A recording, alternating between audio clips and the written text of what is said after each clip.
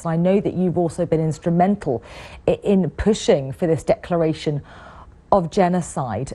On Thursday, John Kerry deemed the actions of ISIS against the Yazidis and other minorities in Iraq and Syria as genocide. But what does that mean? What's now going to happen in practical terms?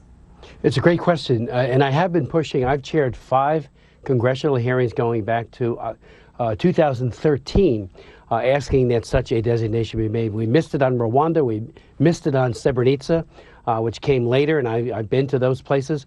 And the international community needs to rally at long last, and we welcomed Secretary Kerry's statement on Thursday, which followed, as you pointed out, a unanimous vote, Republicans and Democrats alike, in the House of Representatives. There are a number of things. You know, the Genocide Convention couldn't be clearer that those who are responsible for these crimes of genocide need to be held personally responsible. There needs to be a prosecution. The ICC is one venue, the International Criminal Court.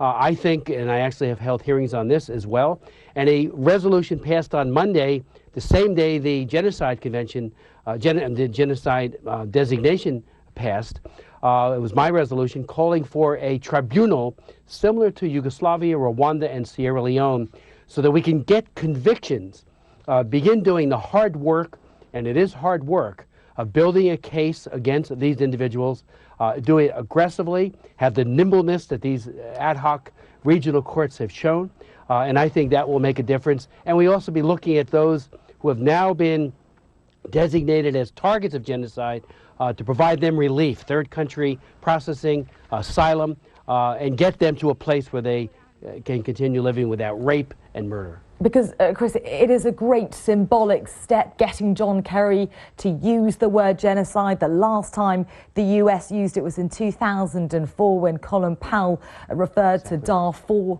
as a genocide. But is this going to mean further boots on the ground? Is this going to mean that the victims of this genocide are given asylum in the States? What does it mean? And also, what do you want to see from... No, that's a great question. I do think it means we need to provide asylum for those, because, I mean, if this isn't a well-founded fear of persecution, the definition of asylum, I don't know what is. But it means that all of us, the whole international community, including the United States, needs to step up. Where has the referral, even for an ICC designation, you know, so that the International Criminal Court can take this on? Has it happened?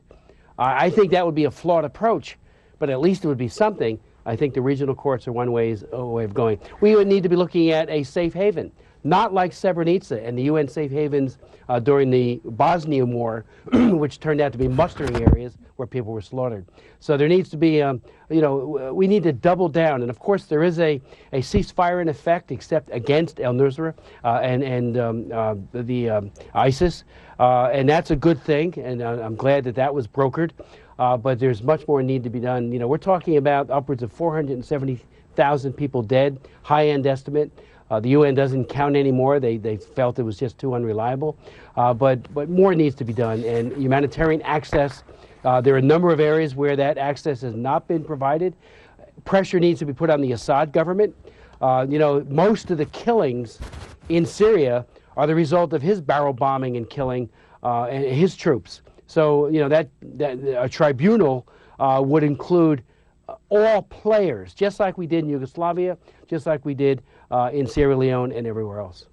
Okay, Chris, I'm afraid we're going to have to leave it there. Congressman Chris Smith joining us there live from Washington. I should also mention that last month, the Council of Europe and the EU Parliament also deemed these similar offences as a genocide, and this amendment to a bill currently debated in the House of Lords here in the UK today as well.